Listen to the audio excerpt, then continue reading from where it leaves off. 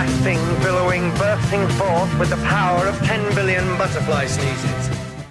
I'm Tom Bain, and this is Wine, Money, and Song. If you're interested in wines and wanting to find out the best values, please subscribe. So this episode's going to be about the current wine market. And I've been sort of consistent on this, that the last couple of years, wine sales have been contracting and going down. And the curious thing that has happened is wine prices are going up. And that doesn't make much sense.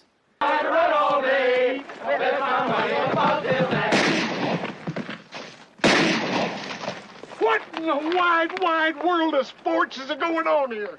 I had you people try to get a little track lead. And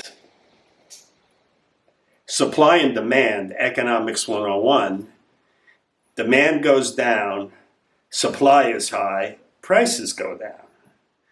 And in relationship, when demand is high and supply is low, then prices go up. The wine industry is not paying attention to basic economics. So the other day, I was sitting at home and two of my friends in the wine business sent me a story about how the top 7 producers in California, their sales have gone down markedly in the last 10 years as far as their impact on sales in supermarkets, drugstores, in the country. And that's an indication of something that's going on in the industry. So what I want to try to do is lay out what the current trends are and what they mean to you as a wine consumer, and maybe how you should plan your buying patterns for the next year or two. So let's go over that. So I'm going to lay out some data that has been just released, and we're going to chew through it and see what it actually means. Now, wine sales have been slowing for a couple of years now in this country. And the last 6 months, the Live-X on Bordeaux has gone down 5%. But this story that I saw in Wine Searcher says 7 largest wine companies are losing value, which means their sales have gone down in supermarkets, stores, and drugstores, and in their outlets. Let me just lay some numbers on you. In 2012, 78% of the wines from California sent to stores and restaurants, it was 78% of these top 7 companies had the business, which is talk about a monopoly. That's 10 years on, 2022, it's now 66%. That is a whopping lagging of sales, slowing of sales. And wines that are sold in grocery stores and drugstores are down from 74% to 60%. So something is happening with those big companies who have companies like Gallo, the Wine Group, Constellation, Delicato, Treasury, Bronco, so on and so forth. They are losing market share in their markets, which are mainly in grocery stores and drugstores. And what does that mean? What I think it means, those big companies have really spent very little money on bringing new products to the market.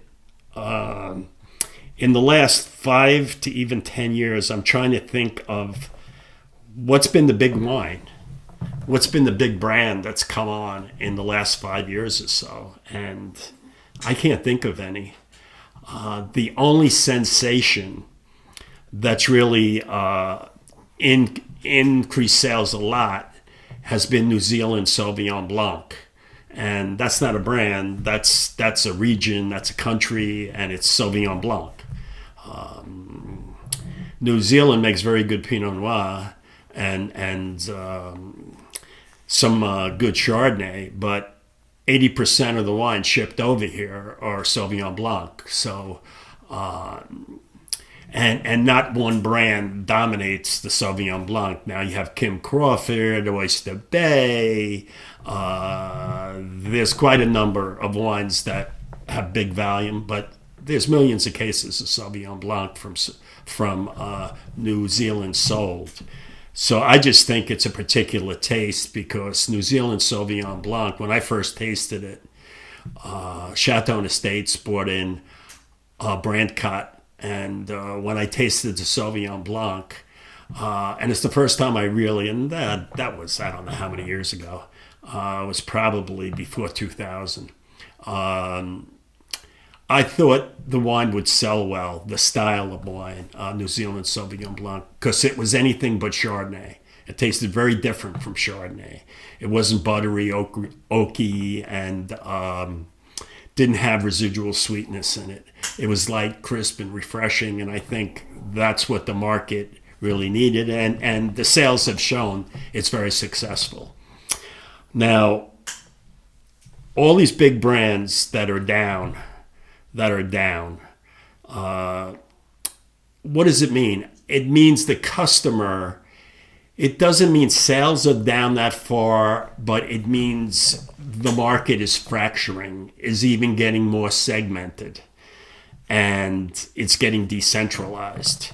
So there's plenty of more brands going in and being looked at. Now, Livex covers,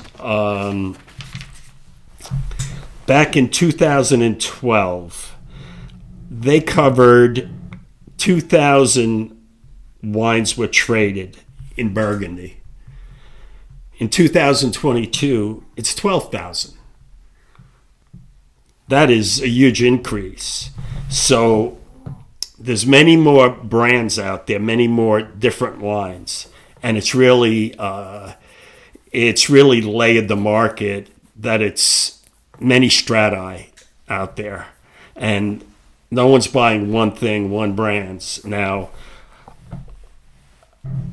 pricing during lockdowns, during COVID, ballooned, went high. Supplies were hard to find, and they've kept going up. They haven't come down, and demand has not gone up with it, and it doesn't make sense. It makes zero sense why the prices have not followed. Now, Livex Index presently, 35% of the wines now that they cover are Bordeaux, which is a record low level that they've ever covered, because Bordeaux used to be the main category that people were really interested in. Burgundy now is 26%, which is way up, which is more than doubled in the last 10 years. And Burgundy has become its own helium balloon, where prices have just gone through the sky. And I know there's very short supply of many of these wines, but the price levels on these wines, if you take a look at Bourgogne Rouges, they're close to $100.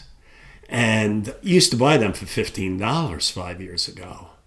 And village wines from Burgundy, when they were $40, $50, they're close to $100 now. So what does that mean? That means that they're selling these wines because there's a big demand and very short supply, but they're not replacing the people who are trying to break into the market. No one is going to go after those wines who are new. Only people who know Burgundy will pay for those wines, and eventually they'll stop paying for the wines, and no one will replace them. And it's a big danger of the market all of a sudden being deflated, and Burgundy really has to watch out. And the Live X with champagne is up to 14%. And if you want to see inflation, take a look at some of the prices for the Grand Mark champagnes, Roderick Cristal, which is, oh my God, it's $350 for, it's Dom Perignon hitting $300, close to $300. Pau Roger, Sir Winston Churchill, 250, whatever, and just continually going up. And with an economy like this, you can't keep raising prices. So what does this all mean? Does it mean that all these wine companies have to lower their prices? I think certain wines, and I think importers have to look very carefully on what they're getting, and producers have to realize the reality of the market. And just because they were getting prices formerly doesn't mean they can get them again. Now, every wine company and every business wants to get as much as they can for their products. I understand that's business, but the danger here is you're going to have a collapse in the market, and certain markets, especially Burgundy. Now, people are saying, oh, Roumier only makes 100 cases of this and that. I'm not worried about Roumier Bonmar or whatever. I'm worried about the general market, that it's going to scare people away, these prices. And we must have a sense of reality of what's going on. And an indication of the prices being too high is the campaign for 2022 Bordeaux's were really very light to mediocre demand for those wines. And those wines were priced way too high, 20 to 25% too high. And in a year or two, what's going to happen with them? So to finish up, I think consumers should be very, very careful on committing your money in the near future, and be very, very cognizant of the world economy too, that interest rates have gone way up, and this affects all businesses.